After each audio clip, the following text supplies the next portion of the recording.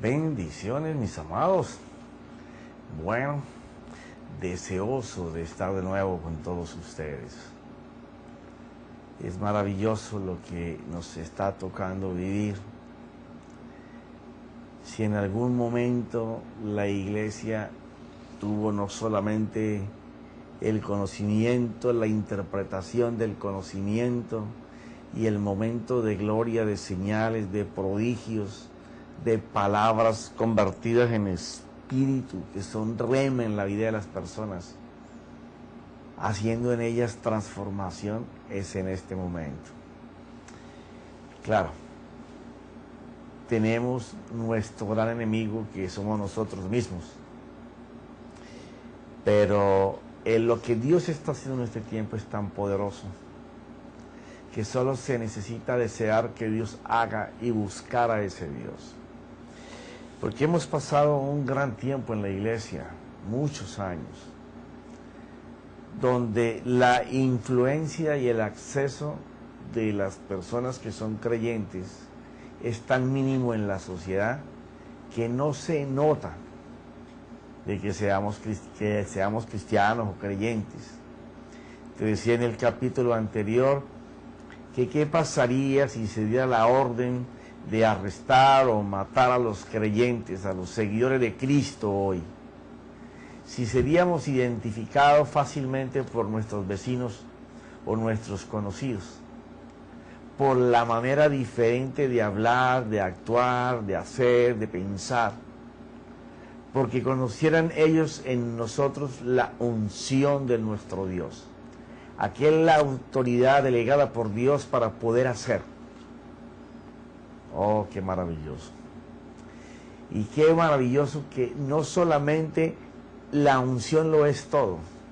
Hay algo que es más poderoso, ser provocador de la gloria de Dios. Oh, bendito sea mi Dios. Ya. Y quiero empezar hablándote de dos palabras que son influencia y acceso.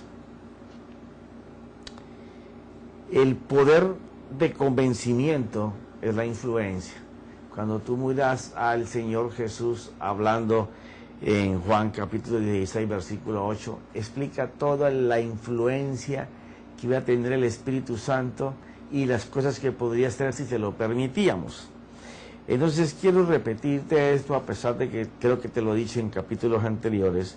Es el poder de convencimiento, es la capacidad de determinar o alterar la forma de pensar o de actuar de una o de otras personas. Eso es tener influencia. Jesús se refiere en eso, hablando en Juan 16, 8, de las posiciones que tomaría el Espíritu Santo en aquellos que permitiéramos ser influenciados por Él. La influencia se mide por la consecuencia de cambio que produce. Si usted quiere saber cuánto le está influenciando la palabra de Dios, o cuánto usted es influenciado por otras personas, mire sus resultados. La influencia se mide en la capacidad de resultado, o sea, por el fruto que da el convencido. Se ve la acción y el efecto del cambio. Cuando la influencia del Espíritu Santo toma control en nuestro ser, es cuando podemos decir que estamos sumergidos en Él. Como decía el Espíritu Santo en Romanos capítulo 8, 14, hijos aquellos que son dirigidos por el Espíritu Santo. Es cuando podemos decir que estamos sumergidos en Él y Él tiene poder sobre lo natural con un acceso seguro, porque nosotros se lo permitimos. Entonces, ¿cuál es el acceso de la influencia cuando viene de Dios? Permiso otorgado con expectativa sobre el que entra. O sea, es cuando usted es influenciado por alguien o por Dios o por una fuerza contraria y usted tiene expectativa de saber o de esperar el resultado que le va a suceder en su vida por haber permitido que la influencia tuviera acceso en usted. permiso otorgado con expectativa sobre el que entra. Es tener entrada o paso para llegar al sitio deseado o para tener contacto con alguien con la posibilidad o el derecho de disfrutar beneficios.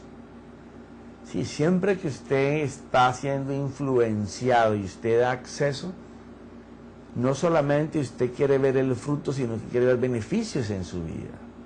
Así sea que las personas maquinen para lo malo, influencia y acceso, tienen la expectativa de recibir fruto, cosecha, en lo que están permitiendo que los influencie.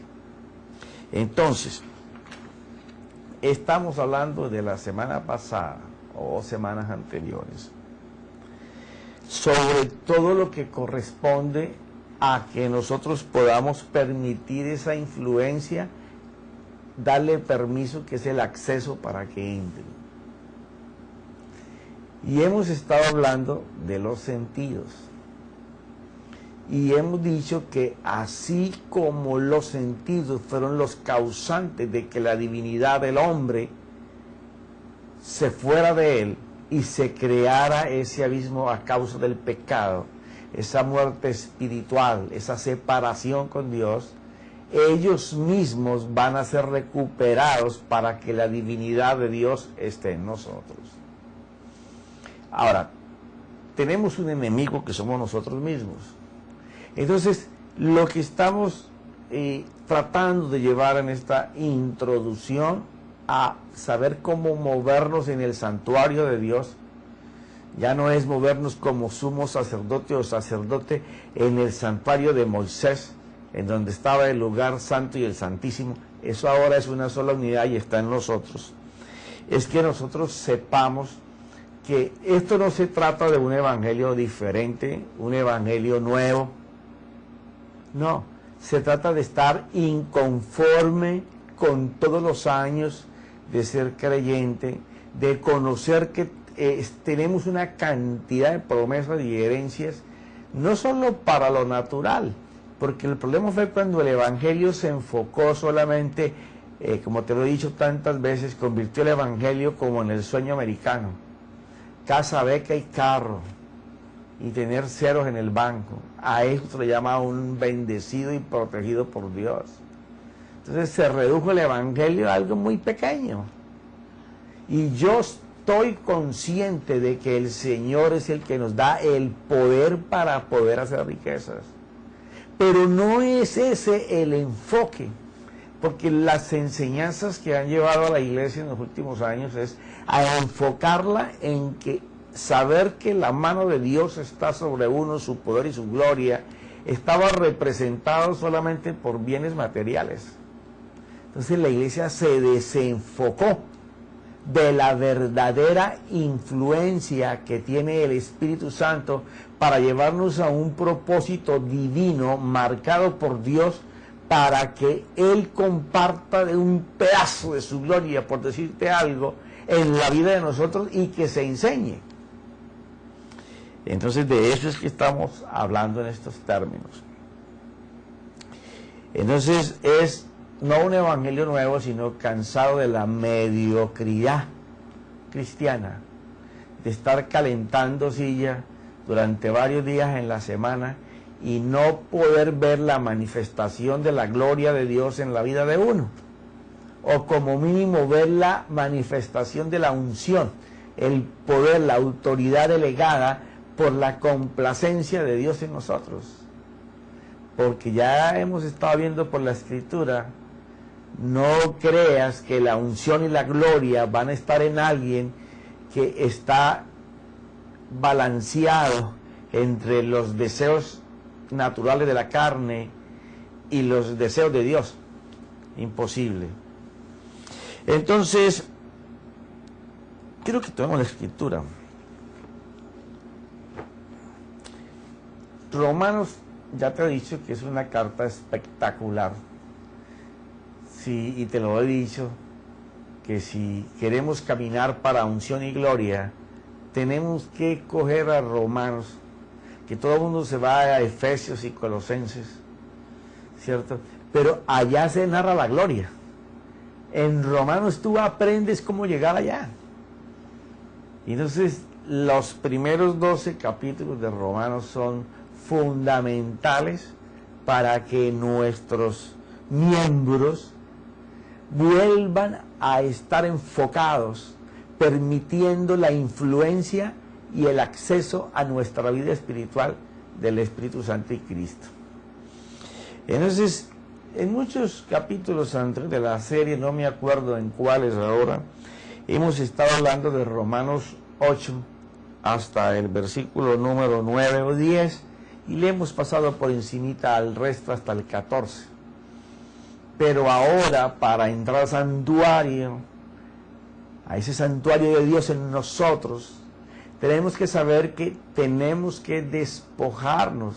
En el lavacro espiritual teníamos que habernos despojado completamente del hombre viejo.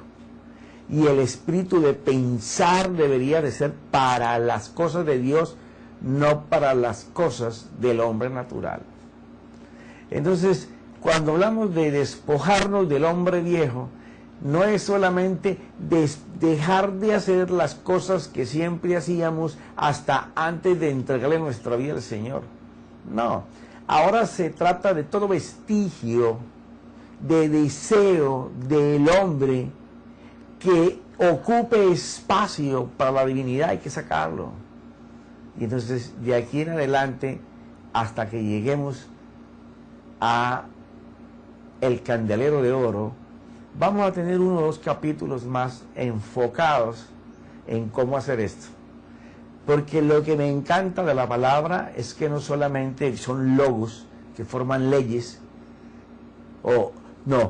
sino que la palabra misma se explica formando mandamiento de sí mismo y te dice el cómo hacerlo, que es el precepto. Miremos, déjame tomar un poco de agua, por favor. Romanos capítulo 8, versículo 12. Así, hermanos, somos deudores. Ok, ahora el apóstol Pablo, después de narrar todos estos versículos anteriores que te comenté, sobre colocar nuestro culto racional a pensar sobre las cosas y los deseos de Dios, apartado de las cosas de nosotros, que son enemigos entre sí. Entonces ahora él, hablando basado en lo que dice en el 8.1, que no hay condenación para los que están en Cristo Jesús. O sea, si tú eres el resplandor de Cristo Jesús, para ti no hay condenación. Entonces, para ese tipo de gente que está a punto de entrar en este momento a un evangelio no conocido por la iglesia en los últimos cientos de años, y que gracias al Señor podemos ver en algunos pocos hombres y pocas mujeres que pueden anunciar públicamente con testimonio visible esa unción y esa gloria. Pero ¿cómo llegaron allí? Bueno, aquí es lo que vamos a estar mirando. Lo primero que te dice el Espíritu Santo aquí por la pluma de Pablo es que nosotros somos deudores no a la carne para vivir conforme a la carne. Y ya te he explicado muchísimas veces que la carne no es esta que está aquí. Que yo me acuerdo cuando hace 23 años que yo conozco del Señor, me enseñaban siempre que la carne, que hay que torturar la carne y matar la carne. Pero resulta que con el tiempo me di cuenta que esa carne nunca va a heredar el reino de Dios, ni tiene nada que ver. Y te he explicado en capítulos anteriores el procedimiento de esta carne. Dice que nosotros no somos deudores a la carne, sino que somos deudores al Espíritu. Mira cómo dice, versículo 13. Porque si vivís conforme a la carne, habréis de morir. Y la palabra morir es, si tú vives por los deseos de tu hombre natural, vas a vivir separado de Dios. La palabra ahí es thanatos, separación de Dios.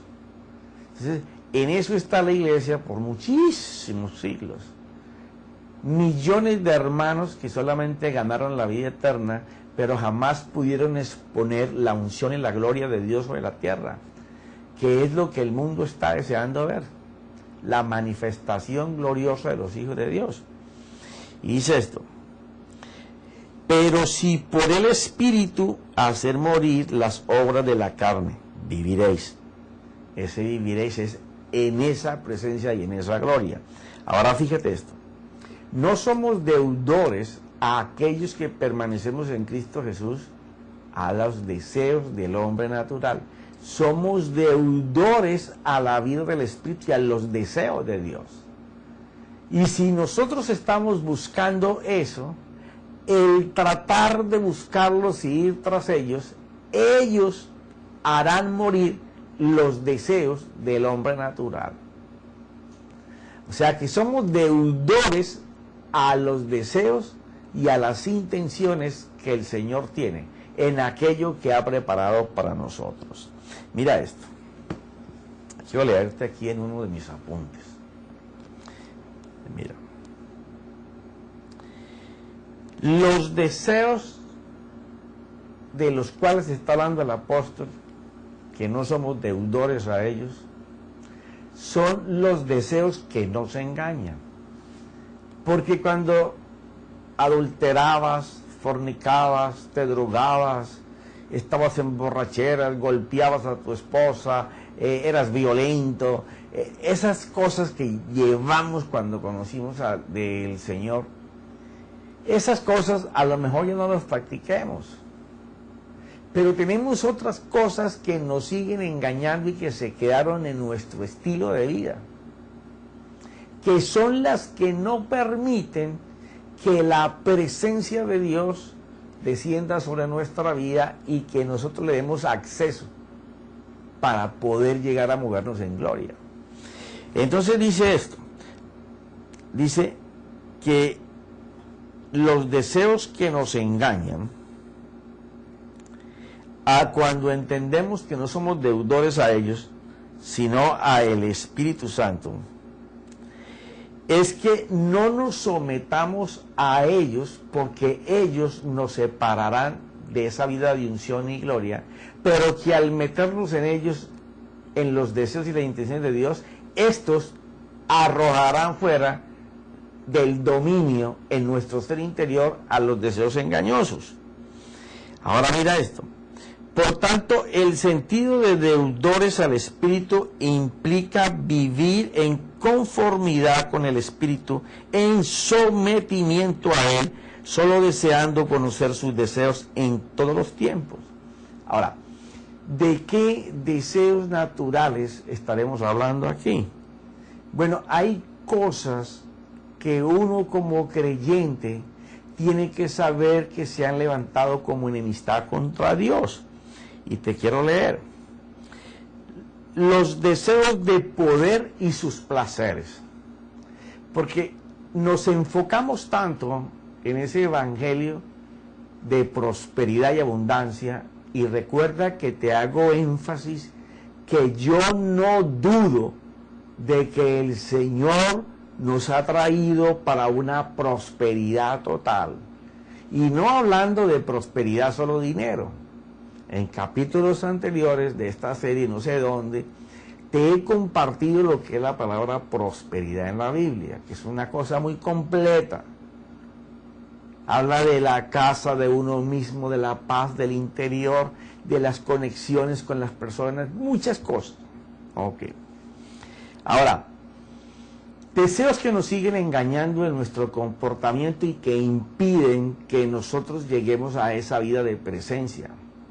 Porque usted puede estar orando todas las horas que usted quiera, pero si usted ora investido para solamente buscar sus cosas egoístamente, no espere que presencia y gloria estén con usted. Por ejemplo, si seguimos siendo altivos, arrogantes, no compasivos, no misericordiosos, no perdonamos, somos humillativos, murmuradores, enjuiciamos. Todas estas cosas son deseos que nos engañan y nos apartan de esa vida. El creyente se fortalece cuando aprende lo que la Escritura revela, que el Espíritu Santo le enseña como una palabra de vida que lo va a transformar, que lo va a cambiar. Mira esto, ser deudor al Espíritu es copar todos los aspectos de la vida de Cristo cuando estuvo en la tierra. Que cuando aparezcamos en cualquier lugar tengamos el semblante, la apariencia, el accionar de Cristo. Eso es ser deudores para el Espíritu, no buscar las cosas para mí, buscar las cosas que son de Él. Mira, te leo. ¿Qué es lo que estamos esperando que suceda? Lo que estamos esperando es que nosotros vivamos una vida donde apelemos constantemente a la fuerza y al poder de Cristo y al Espíritu Santo. Si nosotros tenemos una vida donde todavía nosotros metemos nuestra fuerza, metemos nuestras intenciones y metemos nuestros deseos, no estamos moviéndonos ni somos deudores al Espíritu Santo, sino a nuestra forma de ser, a nuestro carácter. Porque el problema es que confundimos muchas veces el carácter de Cristo formado en nosotros y el carácter nuestro para servir a Cristo. Son dos cosas completamente diferentes. El uno desarrolla mansedumbre y humildad y en el otro solo hay todas las cosas que te nombré en los momentos pasados. O sea, nos movemos en nuestra fuerza y en nuestras intenciones y en nuestros deseos. Y ahí nosotros fallamos. Por eso, mira por ejemplo, lo que él dice aquí en Romanos. Decía que si nosotros nos colocamos bajo los deseos y las intenciones del Espíritu, hacemos morir los deseos engañosos. ¿Por qué el apóstol Pablo se está refiriendo a todo esto? Porque en el mismo capítulo él habla de gloria. Mira esto, mira lo que dice el versículo 17. O sea, ya entendemos que estar en contra de los deseos de la carne es estar dedicado a hacer, cometer, practicar, construir una acción o un acto que te deleite en el Espíritu y no en las cosas del pecado. Mira lo que dice el 17. Y si hijos, también herederos, herederos de Dios y coherederos con Cristo. Si somos hijos de Dios, también somos herederos de Dios. O sea, Dios tiene una herencia para sus hijos. Y imagínate cuál podrá ser la herencia de Dios. Solamente tu casa, tu carro y tu buen placer en la vida natural.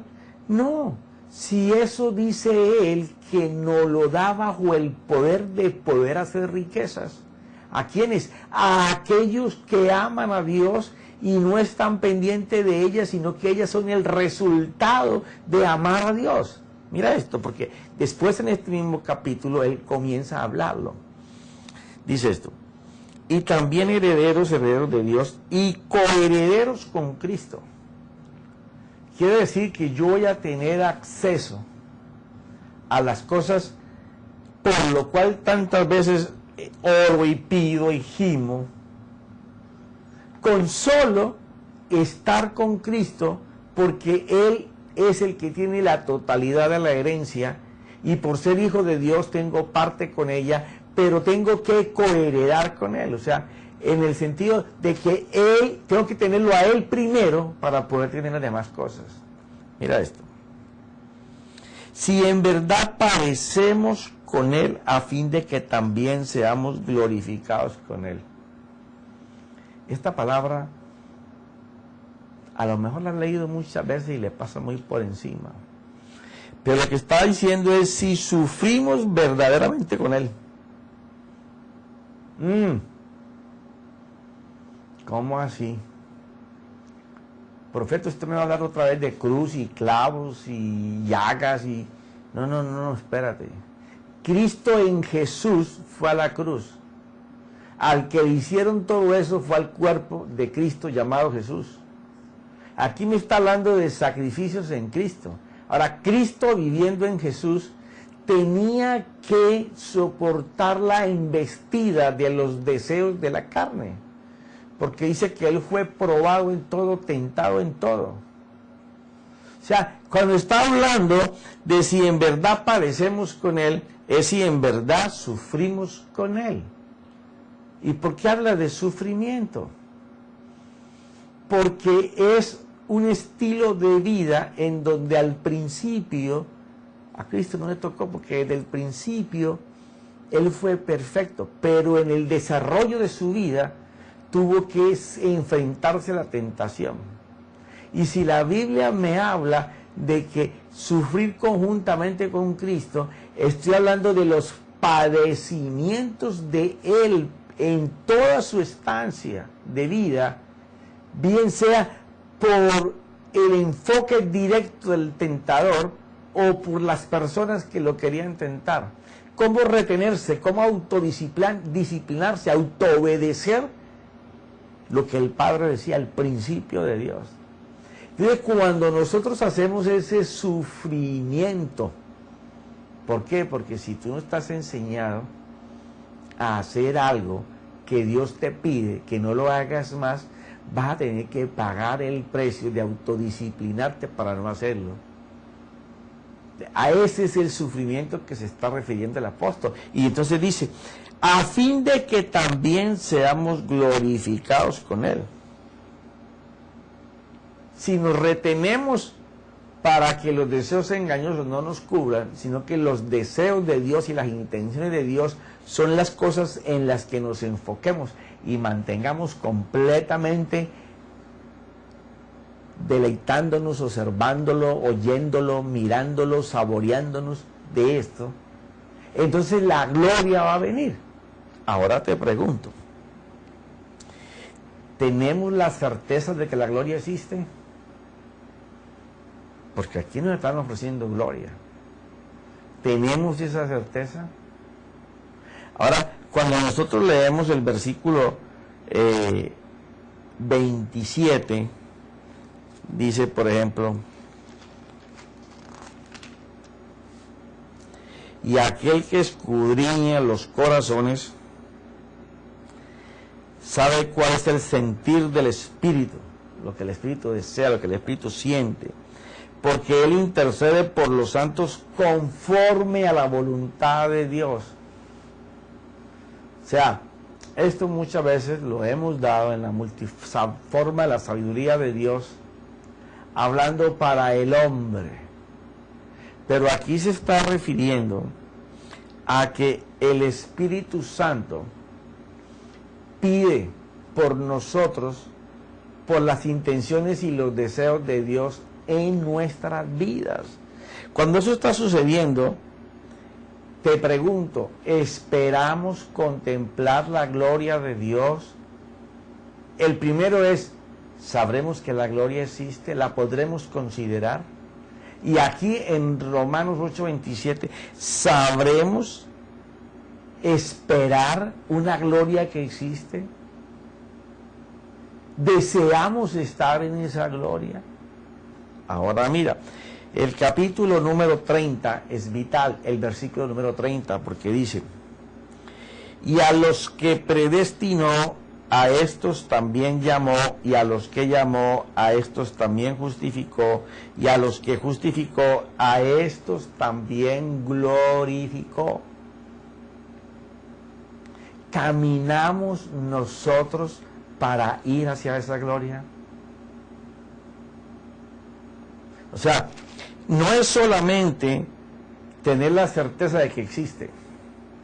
No es suficiente poder querer contemplar la gloria, sino hacer cosas en nuestro diario vivir sabiendo que esa gloria está preparada para nosotros y que tenemos derecho del disfrute de esa gloria. El apóstol Pablo nos está hablando aquí por el Espíritu de un nivel en donde el cristiano tiene que desear, anhelar y vivir para llegar a ella. Ahora, Él preparó, Él predestinó. ¿A quiénes? a los que aman a Dios. Amar a Dios no es amar que te supla las cosas que necesitamos. Amar a Dios, cuando usted ama a una persona, usted busca agradarle en todas sus necesidades a esa persona. Si usted no honra las necesidades de una persona, usted no lo ama. Entonces, cuando estamos hablando de esto, estamos hablando de aquel que camina en su diario vivir expectante, esperando ver la gloria de Dios en él. Y sabe que camina en eso todos los días avanzando porque ama a Dios. Entonces, para esos que Dios vio de esa forma, porque recuerda que para poder hablar de predestinación tenemos que hablar de presciencia, que es el conocimiento de las cosas antes de que las cosas pasen. Dios tiene ese atributo, conocer los resultados de las cosas antes de que las cosas pasen. Por eso muchas veces la gente no puede explicar cosas en la Biblia que encaminan en esos dos rubros, porque quieren hablar de predestinación sin contemplar la presciencia. No, usted tiene que saber de presencia para saber qué es predestinación. Cuando Dios escoge algo para una persona es porque ya Dios vio el resultado de esa persona en ese día. Por cuanto conoce el resultado, Él le prepara de acuerdo a lo que esa persona vio. Profeta, y entonces no hay cambios. Él vio los cambios y de acuerdo a tus cambios también preparó las cosas que tú necesitabas. Recuerda que Él te ve en tu nacer y en tu final y tú no has nacido. Pero eso es otro campo que tenemos que hablar algún día. Quiere decir que el Señor tiene reservado desde antes de que el mundo fuera mundo para aquellos que aman a Dios un pedazo de su gloria para que sea manifestada en la vida de esa persona cuando se encuentre en ese sitio de desear ardientemente los deseos y las intenciones de Dios. Esto no es un evangelio para creyentes corrientes. Este es un evangelio para creyentes inconformes con la mediocridad de solamente recibir una palabra. Ay, qué bonita. Ay, ese mensaje era para mí. Ay, me pegó todito. Ay, qué buena palabra esa. ¿Cómo me llegó eso? No, eso no es suficiente, mi hermano. Eso no es suficiente. Lo que estamos hablando es de un evangelio en donde nosotros anhelamos ardientemente estar con Dios, algo que sea consciente, que no sea imaginario. Usted no puede solamente tratar de contemplar a Dios llenando su mente con pensamientos de cómo es Él y verlo y todo eso. No. Cuando Él habla de que lo amemos con toda nuestra alma, con todo nuestro corazón, con toda nuestra mente y con toda nuestra fuerza, y está involucrando todo el ser, sentimientos, apegos, voluntad, tu conciencia interior solamente marca el norte, Dios, presencia, verlo a Él, o sea, todo tu ser ama, tiembla, tirita por Dios. No es que solamente la mente está creando pensamientos de Dios, no, es todo tu ser involucrado en sentimientos, emociones, apegos, deseando no solamente el encuentro con Él, la permanencia con Él, sino verlo a Él hacer. Y cuando usted está allí, usted sabe que si Dios va a hacer, lo primero que tiene que contemplar es que usted es un instrumento para el servicio de Dios. Porque para eso vino su Hijo, y nosotros como hijos es para hacer lo mismo. Ahora miren, vamos a dejar estas escrituras para profundizarlas después. Tengo cosas que comentarte aquí en mis escritos. Mira esto.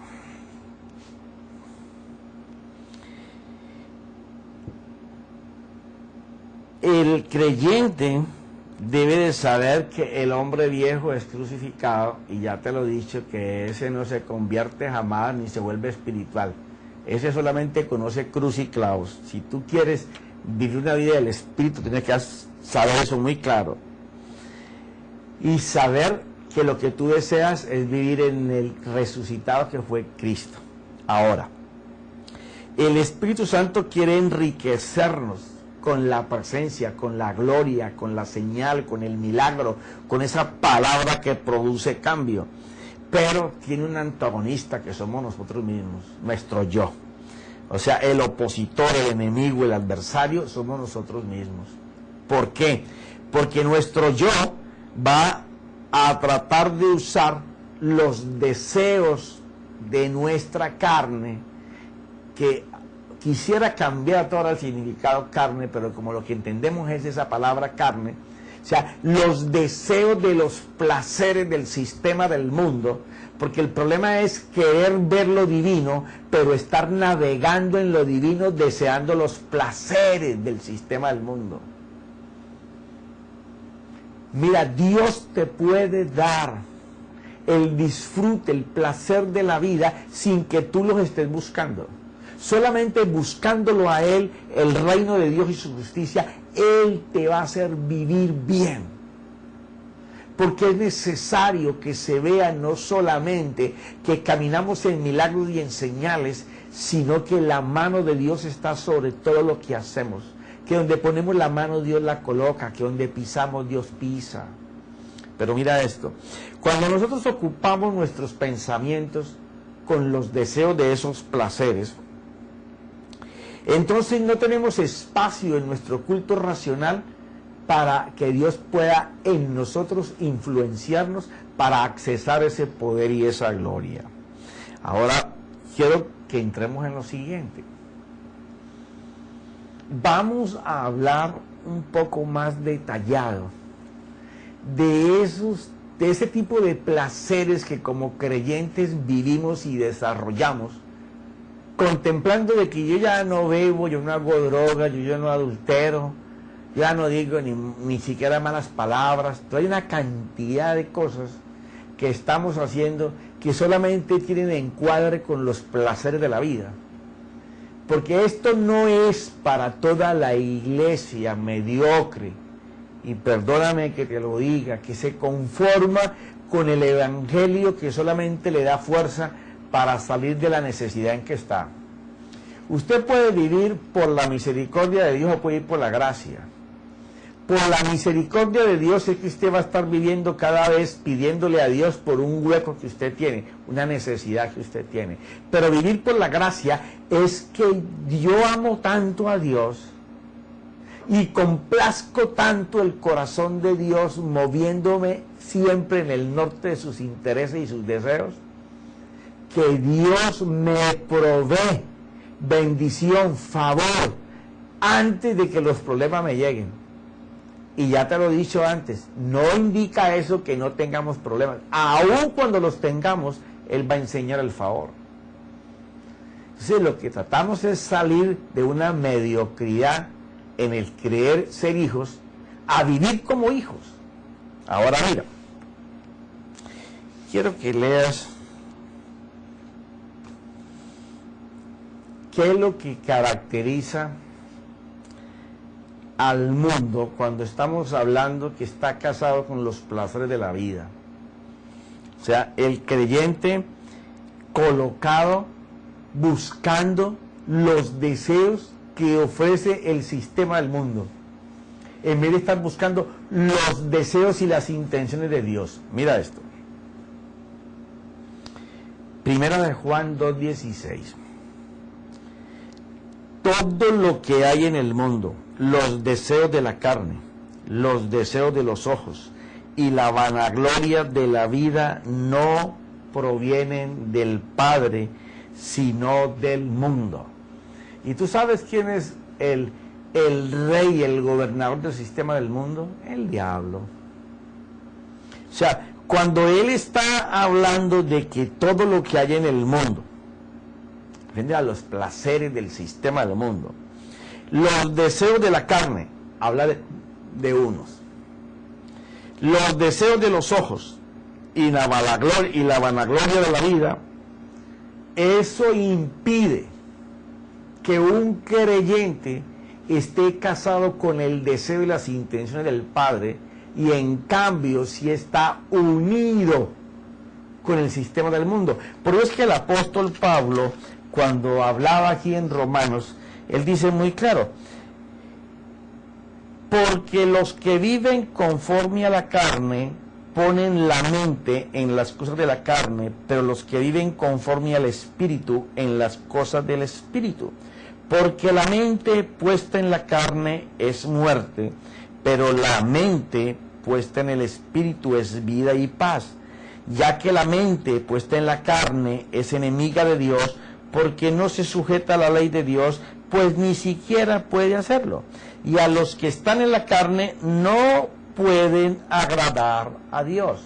Ahora, tú no puedes llenar tu mente y los pensamientos si no es con la percepción, porque ellos te transportan las imágenes naturales que tú veas o en el campo espiritual en las que tú pienses.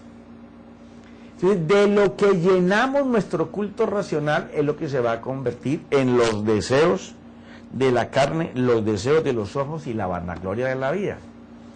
Y quiero hablar de esto muy específicamente porque este es el tropiezo que nos bota a el abismo de la separación de ser provocadores de gloria, provocadores de lo sobrenatural, de vivir en una presencia de Dios en todo tiempo. En pocas palabras podríamos decir que nada de lo que el mundo ofrece viene del Padre. Oh, wow. ¿Por qué?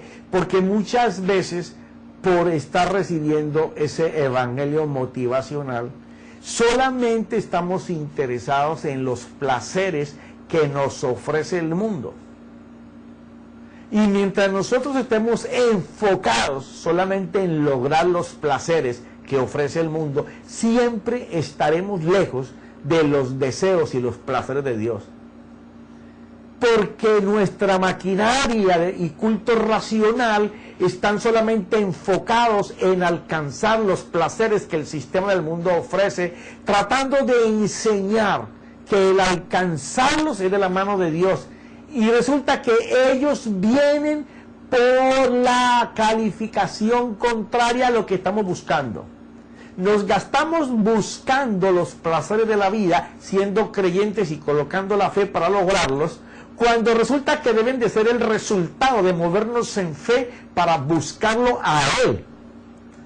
Tú no puedes amar a Dios si tú no te gastas para tu Dios, si tú no te separas para tu Dios, si tú no te autodisciplinas, te autoobligas a que tu mente se enfoque en buscarlo a Él, en que tu única ansia va a ser contemplarlo a Él. Tenemos que llegar a esa posición de oración contemplativa, ir más profundo en la palabra, poder contemplar en los logos de la Biblia el Espíritu de Cristo, poder ir a la oración y tener una oración de intercesión que nos coloque en la posición de contemplar nuestro Dios. Pero nada de lo que el mundo ofrece viene del Padre, sino del sistema operativo del mundo. Hermano, en el mundo opera un sistema que te lo vende todo a través de lo que te dice aquí: la carne, los ojos y la vanagloria de la vida. Todo eso no proviene de Dios. Entonces dice: nada de lo que el mundo ofrece viene del Padre, sino del sistema operativo del mundo. Y en esto se basa lo que el mundo ofrece. Bueno, esto lo tenemos que moler bien despacito, porque si pasamos este paso y el Espíritu Santo tiene acceso a tu corazón, la espada de Dios va a dividir las intenciones y los deseos por los placeres que ofrece el sistema del mundo, a buscarnos y enfocarnos para darle acceso y que nos pueda influenciar para buscar solamente el deseo y las intenciones del Padre, porque entonces nos estaremos moviendo con la fórmula del Señor Jesús. Hablo lo que oigo y hago lo que veo a mi Padre hacer. O sea, Él no estaba enfocado en las cosas del mundo Aunque mira la vida que se daba. Traje que se ponía el Señor hecho de un solo hilo. Los reyes solo tenían. Zapatillas de argolla, solo los reyes la tenían. Todo el mundo se peleaba por invitarlo a comer. No tenía casa y se quedaba en las mejores. La gente más importante tenía que tener conexión con él. Una mujer le regó un perfume valioso en sus pies. O sea, él no buscaba los placeres de la vida, mas ellos decían, ¿y quién dice la gente que soy? Un comelón y un bebedor de vino. Un hombre que come y cena con gente muy, según ellos, muy pecadores. Ellos no se juntan con ellos, pero yo he venido para sanarlos a ellos. O sea, los placeres de la vida lo perseguían al Señor, aunque el Señor nunca estuvo en ellos. Yo sé que es dura esta palabra, pero mira las escrituras, yo no las escribí. Tenemos que cambiar de enfocarnos en los placeres de la vida para enfocarnos en el Padre, en el Hijo, en el Espíritu Santo. Y disfrutaremos de la vida, pero enfocados en Dios. Bueno, mis amados, ya mi esposa me hizo señas hace rato que parar. Espero que esta palabra y esta administración esté llegando poderosamente a tu corazón. Y sé que el Espíritu Santo está haciendo una obra impresionante, sobre todo en ministros, en gente que tiene la influencia para cambiar su gente. Y te doy gracias por eso, Padre. Gracias, Espíritu Santo. Y ya sé que tendré algún momento para poder ministrar, pero ahora lo más importante es que el principio de Dios se plante en tu corazón. En el nombre de Jesús. Amén y amén.